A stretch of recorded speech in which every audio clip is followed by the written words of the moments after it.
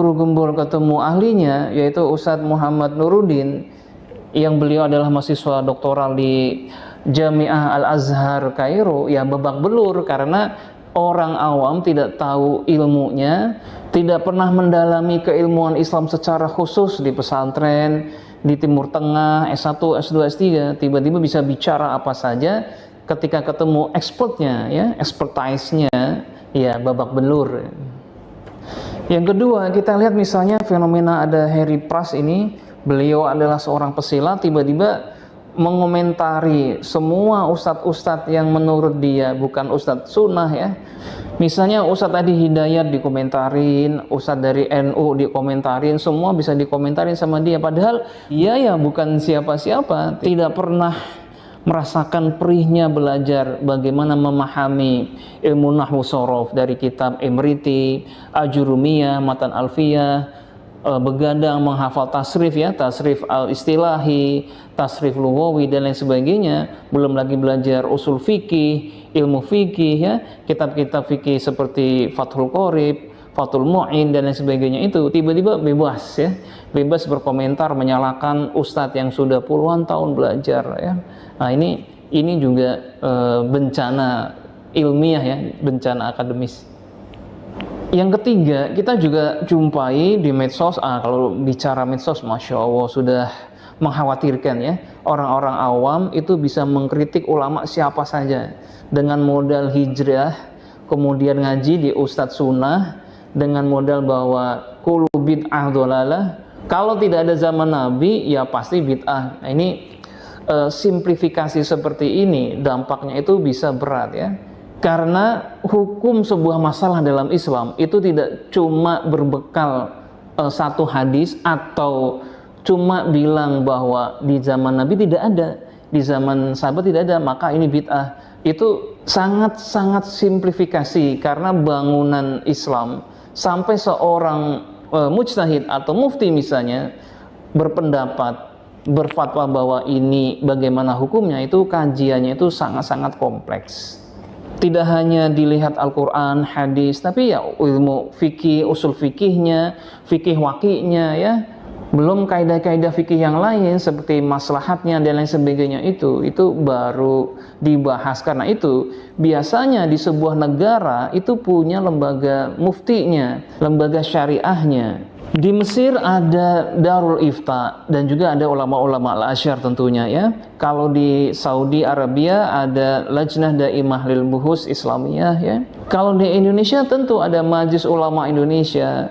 Di dalamnya ada komisi fatwanya yang bisa berfatwa, memberikan pendapat atas sebuah masalah boleh atau tidak. Belum lagi di organisasi-organisasi yang sudah berdiri sebelum Indonesia, ya. Nahdlatul Ulama, ada Bahsul Masail di situ, Muhammadiyah, ada Majelis Tarjih, ya.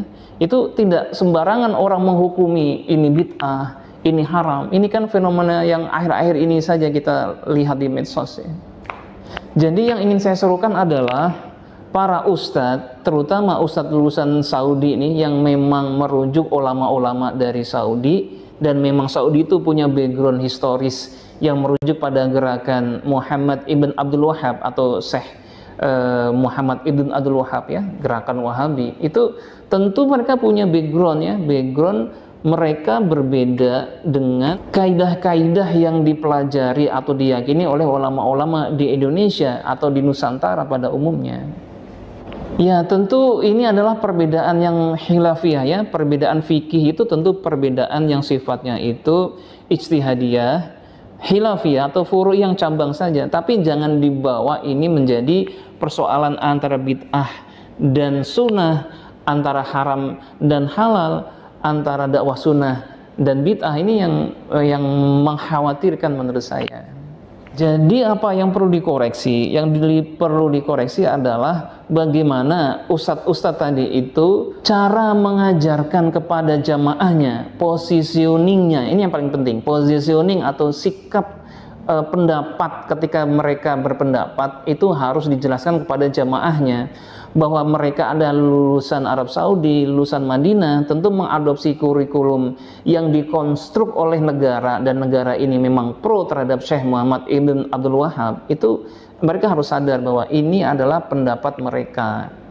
Waktu pengajian diterangkan bahwa menurut saya atau menurut kami, menurut ulama saya, Syekh Fauzan, Syekh Utsaimin dan lain sebagainya, pendapatnya adalah demikian. Tetapi kami menghormati lembaga-lembaga agama yang sudah ada di Indonesia atau pendapat-pendapat dari jamaah-jamaah yang sudah ada di Indonesia, kayak pendapat NU, pendapat Muhammadiyah, ya harus diterangkan detail-detail pendapat itu. Tidak hanya membilang bahwa yang sesuai sunnah Nabi, yang sesuai salaf, yang sesuai generasi sahabat adalah ini, yang lain bid'ah. Nah, ini bahaya. Bahayanya adalah yaitu tadi itu, kaum perkotaan terutama yang baru hijrah, ya, baru giroh kenal Islam, mereka sedang menggebu-gebu belajar agama, tiba-tiba diberikan doktrin yang ini sangat berbahaya. Tiba-tiba diberi doktrin, pokoknya kalau tidak sesuai kita, tidak sesuai zaman Nabi, tidak sesuai dengan sahabat, yang mana sesuai dan tidak sesuai itu kan sudah dikonstruk berdasarkan pemahaman yang Anda ambil, yang ustadz-ustadz ini peroleh dari universitas di Saudi sana.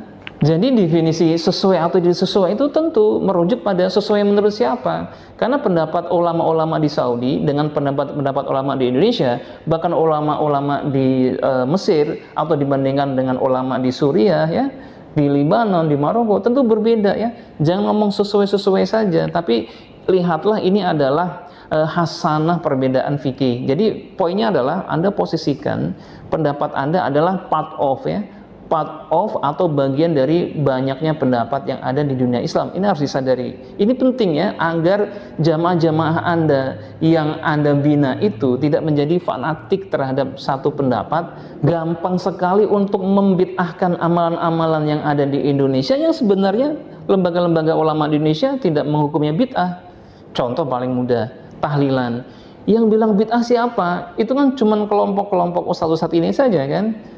NU, Muhammadiyah, Al-Irsyad, Persis, bahkan Majelis Ulama Indonesia, Komisi Fatwa Majelis Ulama Indonesia. Ada yang bilang bid'ah? Tidak ada. Ini masalah satu pendapat aja yang Anda klaim sebagai pendapat yang sesuai dengan sunnah, sedangkan yang menyelisihi kelompok Anda bilang bid'ah. Nah, ini tentu harus disadarkan jamaahnya, ya. Fenomena adanya awam tapi sok kritis, ya. Ya, ini terjadi karena bersatunya giroh Islamiyah, semangat berislam yang tinggi, kemudian diberikan doktrin yang di dalamnya ini menjadikan mereka gampang untuk menilai ini salah, ini bid'ah, padahal seperti tadi, ya, bangunan keilmuan keislaman itu dibangun tuh lama, ya, dari belajar di pondok pesantren, ya, minimal kan 6 tahun, ya, belajar nahwu sorofnya, bahasa Arabnya, baca kitab gundulnya, kitab kuning itu lama sekali, ya. Perih pedihnya belajar itu sampai jam 12 malam, sampai begadang. Belum lagi kalau sampai S1 atau S2 di Timur Tengah, lama, ya, sampai orang itu memahami bangunan fikih, bangunan syariah itu tidak sesederhana. Pokoknya kalau tidak ada di zaman Nabi pada zaman sahabat maka bid'ah. Ini tentu ajaran yang membuat para jamaah jadi fanatik dan mudah menyalahkan, dan akhirnya muncul fenomena sekarang ini, awam tapi sok kritis, tidak tahu posisinya di mana. Semoga kita menjadi umat Islam yang dewasa, ya, dewasa dalam memposisikan diri, ya. Kemudian tidak mudah menjudge bid'ah, apalagi menyelisihi lembaga ulama yang resmi di sebuah negara, ya. Dan jangan sampai kita menjadi orang yang bisa ngomong apa aja, mengomentarin apa saja, bahkan ulama juga kita libas, padahal kita, ya, kosong keilmuannya, ya, tidak pernah belajar keislaman secara benar. Karena itu benarlah kata ulama, al-isnadu minad din, walau lal isnadu laqala man syaa ma syaa. Jadi sanad itu bagian dari agama, ya. Kalaulah tidak ada sanad keilmuan, orang tidak belajar, maka orang bisa ngomong apa saja terkait agama ini, dan itu berbahaya.